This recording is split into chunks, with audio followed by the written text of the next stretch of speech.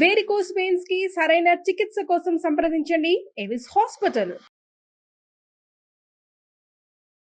గోధూళి దూసరిత కోమల గోపవేశం గోపాల బాలక శతైరనుగమ్యమానం సాయంతనే ప్రతిగృహం పశుబంధనార్థం గచ్చంతమచ్యుత శిశుం ప్రణతోస్మి నిత్యం. భాగవత కథాసుధకి స్వాగతం.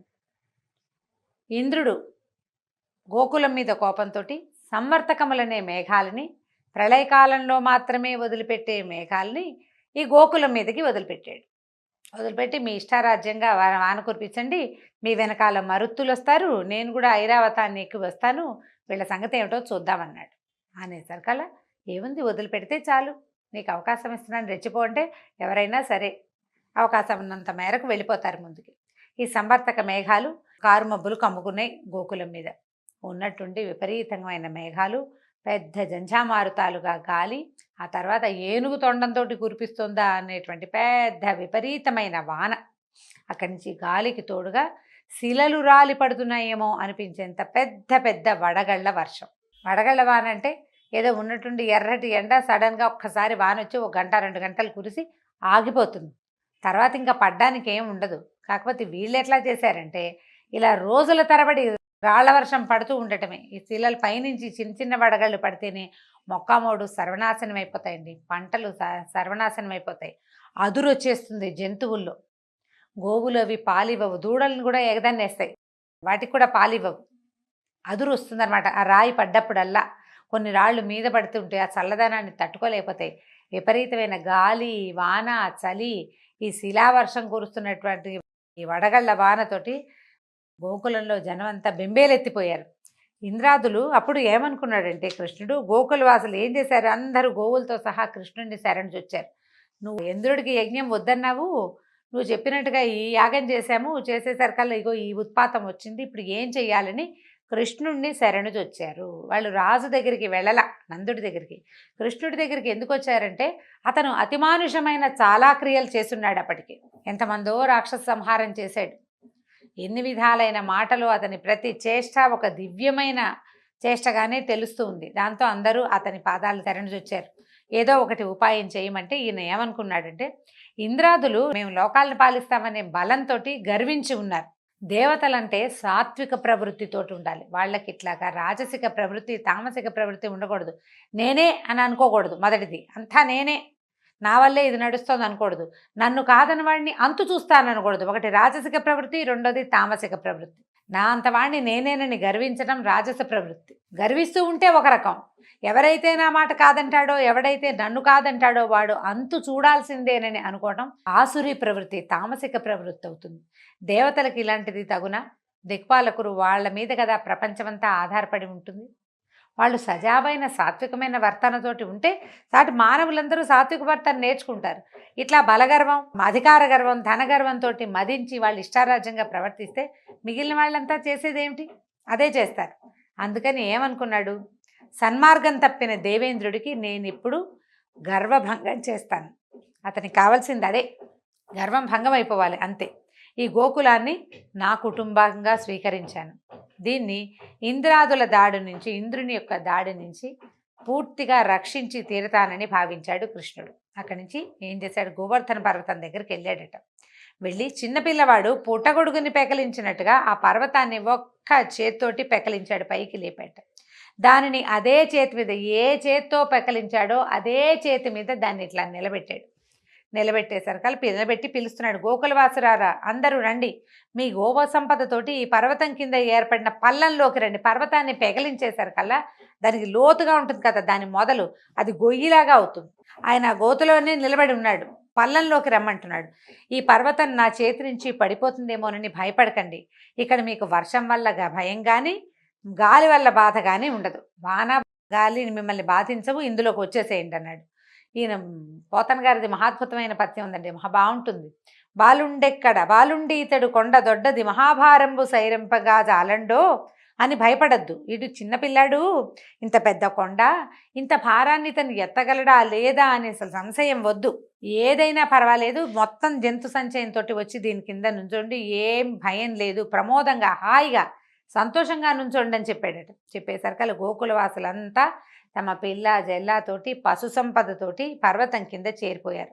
వాళ్ళకి ఆకలి బాధ లేదు, చలి బాధ లేదు. రోజులు గడుస్తున్నాయి. వర్షము, గాలి, వడగళ్ళు ఆగలేదు. గోకులవాసులకి కించిత్తైనా బాధ లేదు. గోకులం ఒక చిన్న ఊరు. ఈ పర్వతం బహుదొడ్డది. అంత పెద్ద పర్వతం కింద హాయిగా వెచ్చగా సుఖంగా హాయిగా నెగ్గళ్ళు వేసుకుని కూర్చున్నంత సుఖంగా ఉన్నారు. ఆకలి బాధ లేదు, చలి బాధ లేదు. చలి లేదు, ఆకలికి ఏముంది, కుటుంబం అంతా ఇక్కడే ఉంది. ఆవులు లోపలే ఉన్నాయి. ఏమైనా 4 రాళ్ళు పెట్టి పొయ్యి వెలిగించుకుని మంట చేసుకుని తిన్నారో ఏమో వాళ్ళు. లేదా భగవన్మాయా విలాసంతో ఆకళ్ళు దప్పులు లేనే లేవు. స్థిమితంగా ఉండిపోయారు.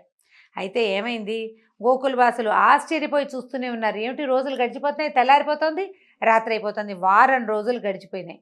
కృష్ణుడు కదలకుండా మెదలకుండా నిలబడ్డాడు. ఏ శ్రమ లేదు. గొడుగు పట్టుకున్నంత సింపుల్గా ఈ కొండని గొడుగల్లే ఎత్తేసేసాడు. వారం రోజులు ఎడతెరపి లేకుండా వర్షం పడిన గోకులంలో ఎవ్వరికీ కించిత్తు బాధ కానీ నష్టం కానీ కలగలేదు. వాన వల్ల ఇబ్బందులు చాలా ఉంటాయండి. వ్యవసాయదారులు, పశు ఆధారిత కుటుంబాల వాళ్ళు నిజంగా ప్రత్యక్ష నరకం వర్షాకాలం వస్తే. ఇది పల్లెటూళ్ళలో ఉన్న వాళ్ళందరికీ తెలుస్తుంది. గొడ్లు పాలు ఇవ్వవు. సాయంకాలం అయ్యేసరికి ఈగలు ముసిరిపోతాయి. చలి, వర్షం వల్ల పరమ చీదరగా ఉంటుంది. దొడ్లు అవన్నీ శుభ్రపడవు. తెరిపి ఉండదు. ఆవుల పాలు, గేదెల పాలు ఏవి పాలు ఇవ్వవు. విసుగు పుట్టిపోతుంది. తర్వాత వీళ్ళు వంట చేసుకోవడానికి ఏ రకమైన సాధనాలు దొరకవు. అన్నీ తడిసిపోయి ఉంటాయి. నిప్పు రాజుకోదు ఎప్పటికీ. ఆహారం వంట చేసుకోవటం కష్టం. చిన్న పొన్న ఇళ్ల వాళ్ళు మరీ అవస్థపడతారు. అసలు పశువుల మీదే ఆధారపడి ఉండే వాళ్ళకి ప్రత్యక్ష నరకమే తీవ్రమైన వర్షాకాలం. మిగిలిన కాలాలు ఒక రవ నయం. చలి రోజుల్లో కూడా కొంచెం మార్గశీర్షంలో కూడా ఒక రవ ఇబ్బందిగానే ఉంటుంది. వాన వస్తే మరీ ఇబ్బంది అనమాట. అయితే ఎంత వాన పడినా వీళ్ళకి ఏమీ అవ్వలేదు. అయితే ఇంద్రుడు తెలుసుకున్నాడు, తనని మించిన శక్తి ఏదో గోకులాన్ని రక్షిస్తోంది. అదేదో అర్థమైంది తనకి. తను కాదు, తన వల్ల కాదు, తనేమీ చేయలేడు వీళ్ళని. తనని మించిన ఒక శక్తి వీళ్ళకి రక్షణ వలయంగా ఉందని తాను ప్రదర్శించి విఫలమైన దర్పాన్ని తలుచుకుని సిగ్గుపడ్డాడు. ఆయన అహంకారం నశించిపోయింది. ఎక్కడో పొరపాటు చేశాను అనుకున్నాడు. వెంటనే ఏం చేశాడు, ఈ సంవర్తక మేఘాలని వెనక్కి పిలిచేశాడు. వారం రోజుల వాన తర్వాత మేఘాలను వెనక్కి పిలిపించి బంధించేశాడు. సహస్ర కిరణాలతో ఎప్పుడైతే సంవర్తక మేఘాలు వెనక్కి వెళ్ళిపోయినాయో సూర్యుడు వచ్చేసాడు. ఈ 1000 కిరణాలతోటి సూర్యుడు గోకులం నిండా సూర్యకాంతితో నింపేశాడు. ఇంద్రుడి మనసులోని అహంకారం అనే చీకటి కూడా నశించి జ్ఞానమనే వెలుగు సూర్యుడు ఉదయించాడు. బుద్ధి తెలిసిందనమాట ఇతనికి. గోకులవాసుల హృదయంలో కృష్ణుడంటే ప్రేమ, ఆరాధన ఇబ్బడి ముబ్బడిగా ఇన్వడించాయి. అసలు ఎంత గొప్పవాడు! ఏదో విశేషంగా ఏమిటో చేయటం కాదు, ఒక కొండని ఎత్తి వారం రోజుల పాటు అరిచేతి మీద ఆపి ఇన్ని వందల మంది ప్రాణాలు, ఇన్ని వేల జంతువులు, వేల పశువులు, వాటి ప్రాణాలని రక్షించి ఇంత అమోఘమైన క్రియ చేసిన కృష్ణుడి పట్ల మొత్తం గోపాలులు అందరికీ విపరీతమైన ఆపేక్ష ఏర్పడిందట. కృష్ణుడు ఏమన్నాడంటే, వాన తగ్గిపోయాక పర్వతాన్ని దింపేశాడు. వీళ్ళని ఏం చేశాడు, అందరినీ ఇంటికి వెళ్ళిపోండి, ఇళ్ళకి వెళ్ళిపోండి, గోకులానికి తిరిగి వెళ్ళమని పంపించేశాడు. అందరూ కృష్ణుడిని ఆయన చేసిన లీలలన్నింటినీ పాటలుగా పాడుకుంటూ వెళ్ళిపోయారు. ఈ నందనందనుడు ఏం చేశాడు, కృష్ణమూర్తి ఇక పర్వతాన్ని యథాప్రకారంగా నిలబెట్టాడు. ఎక్కడ ఉండాలో అక్కడ పెట్టాడు. అహంకారం నశించిన ఇంద్రుడికి కృష్ణుడు ఎవరో తెలిసొచ్చిందట. కృష్ణుడు ఒంటరిగా ఉండగా ఏం చేశాడంటే, తన శిరస్సు ఆయన పాదాల మీద ఉంచి సాష్టాంగ దండ నమస్కారం చేసి లేచి చేతులు జోడించాడు.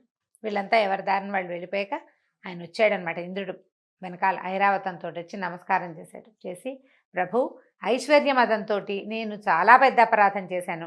రక్షించవలసిన వారు ఉత్తములు, నిస్సహాయులు అయినటువంటి ఈ గోకులవాసుల పట్ల చాలా అపచారం చేశాను. గోకులవాసుల వల్లే భగవంతుడు భూలోకంలో సురక్షితంగా ఉన్నాడు. అది వాళ్ళ గొప్పతనం అని చెప్పడానికి వీల్లేదు, కానీ అదే కదా ఇక్కడ జరుగుతోంది. వాళ్ళే అతన్ని పసివాడినిగా కాచి కాపాడారు. వాళ్ళని మిగిలిన దేవతలంతా ఎంత గౌరవించాలి, ఎంత ఉద్ధరించాలి.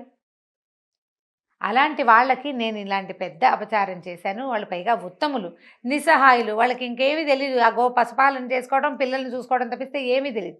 భగవత్ సహాయంగానే ఉన్నాడు. భగవంతుడే వాళ్ళకి సహాయకంగా ఉన్నాడు, కానీ లేకపోతే వాళ్ళకి ఇంకో సహాయం ఏముంది? రాజు సహాయాలు అవి వాళ్ళకి ఏం లేవు కదా. నీ మహిమను తెలుసుకోలేకపోయాను, దురహంకారంతో ప్రవర్తించాను, నన్ను మన్నించు. నా మనసు మరొక్కసారి ఇలాంటి అహంకారానికి లోను కాకుండా నన్ను రక్షించు. ఒకసారి వచ్చింది, బుద్ధి వస్తుందా? చాలామందికి, వ్యక్తులకి కూడా ఒక్కసారి పళ్ళు రాలితే బుద్ధి రాదు. ఎన్నిసార్లు మళ్ళీ అదే ప్రవృత్తికి లోనవుతుంటారు, అదే దుష్ప్రవర్తన చేస్తూ ఉంటారు. ఒకసారి ఇలా జరిగింది ఇంకోసారి చేయకుండా ఉందామని అనిపించదు. కొన్నాళ్ళు పోయాక ప్రజలు మర్చిపోతారు, వాళ్ళు మర్చిపోతారు, మళ్ళీ దిగుతారు చేయకూడని పనుల్లోకి. నన్ను ఇలా దురహంకారానికి గురి కాకుండా రక్షించమని ప్రార్థించాడు. సర్వలోకేశ్వరేశ్వరుడివి, సమస్త లోకాలను సృష్టించిన తండ్రివి, పరమాత్మవి అయిన నిన్ను శరణు వేడుతున్నానని పూర్తిగా శరణాగతిని పొందాడు ఇంద్రుడు. అప్పుడు కృష్ణుడు గంభీరంగా ఇట్లా సమాధానం చెప్పాట. దేవేంద్ర, అధికారము దానివల్ల ఐశ్వర్యము రాగానే సాధారణంగా ఆ అధికారంతోనే వచ్చే బాధ్యతలు మనసులో మరుగుపడిపోతాయి. ఈ ఒక అధికారం వల్ల ఏమొస్తుందండి? బాధ్యత వస్తుంది కదా. పవర్తో పాటు రెస్పాన్సిబిలిటీ అనేది ఒకటి ఉంటుంది. పవర్ వచ్చేసరికల్లా ఇది పక్కకి వెళ్ళిపోతుంది. ప్రతిదీ సాధించేయగలం ఈ పవర్ తోటి. అందుకని మనం పవర్ని, ఈ శక్తిని, ఈ అధికారాన్ని, ఈ బలాన్ని అన్ని చోట్ల ప్రయోగిస్తాం.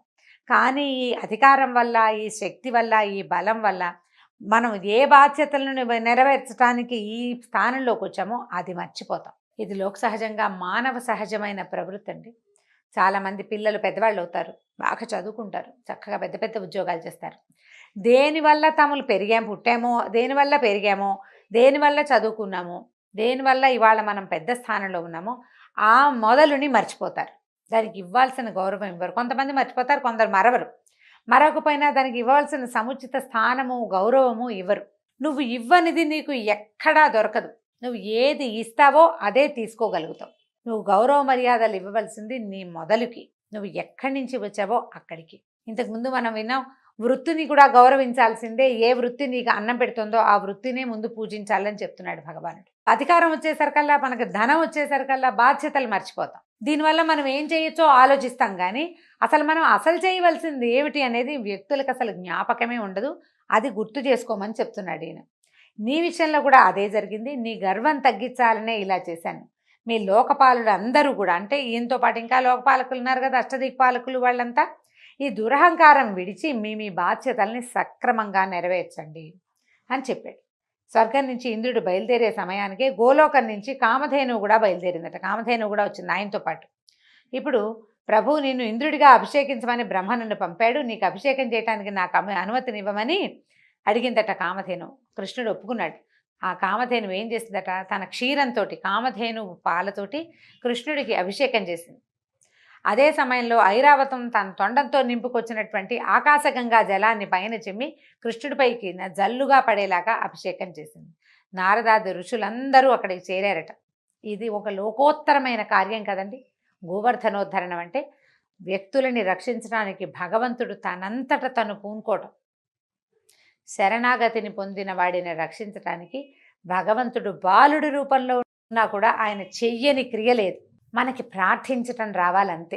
ఆ ప్రార్థన త్రికరణ శుద్ధిగా ఉండాలి. భాగవతంలో ఎన్నో కథలు ఇలాంటివి కనిపిస్తాయండి.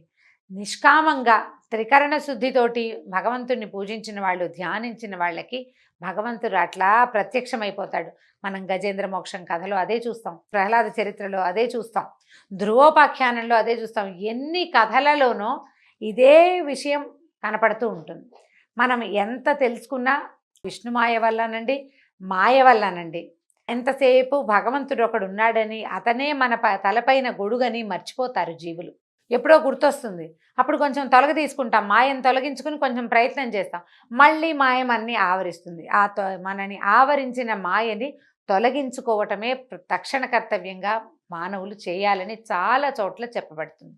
అక్కడి నుంచి వీళ్ళు ఏం చేశారు, యాదవ శ్రేష్ఠుడైన కృష్ణుణ్ణి దేవేంద్రుడు గోవిందుడు అనే పేరుతోటి సత్కరించాడు. గోవులని కాపాడాడు, గోపాలుని కాపాడాడు. కాబట్టి గోవింద నామధేయంతో ఈ ఇంద్రుడు కృష్ణ పరమాత్మకి అభిషేకం చేసి దేవతలందరూ, ఇంకెవరెవరు నారదాది ఋషులందరూ గోవింద గోవింద అని కృష్ణుణ్ణి వేణోళ్ళ పొగిడారట. ఇప్పుడు ఈ గోవింద నామధేయం ఏంటంటే గాం విందతీతి గోవింద అని. ఈ మన తెలుసుకుంటాం, మనల్ని రక్షిస్తాడు. ఇప్పుడు పశువుని రక్షిస్తాడు అంటే, పశువు అంటే మనం కూడా పశువులమేనండి. ప్రతి జీవి పశువే. జీవులని రక్షించేవాడు గోవిందుడు. అందుకని పదే పదే గోవింద నామధేయంతో మనం పిలవాలంటారు. కలిలో మనం పూజించే వెంకటనాయకుడిని గోవింద నామధేయంతో ఎందుకు పిలుస్తారంటే, ప్రతి జీవిని రక్షించటమే నీ కర్తవ్యం, ప్రతి జీవిని రక్షించటమే నీ లక్షణం, ప్రతి జీవిని రక్షించటమే నీ శక్తి నాయన. అందులో మమ్మల్ని కూడా చేర్చుకో. ఇప్పటిదాకా ఎన్నో తప్పులు చేసి ఉంటాం, ఎన్ని పొరపాట్లో చేసాం, ఎంతో కర్మని అనుభవించాం. ఎన్నో కర్మలు చేసాం, ఇంకా ఎన్ని జన్మలు ఎత్తాలో తండ్రి, దీంతోటి ఆపు, ఈ జన్మతోటి మమ్మల్ని ఉద్ధరించు, మమ్మల్ని చేదుకో, నీ దగ్గరికి లాక్కో, మళ్ళీ పుట్టవలసిన అవసరం లేకుండా మమ్మల్ని బతికించు, అంటే శాశ్వతమైన స్థానానికి మమ్మల్ని చేర్చమని అడగటం కోసమే గోవిందనామధేయాన్ని పదే పదే పలకమని చెప్తారు. ఈ గోవిందనామధేయంతో ఈరోజు భాగవత కథాసుధ సమాప్తం. నమస్కారం.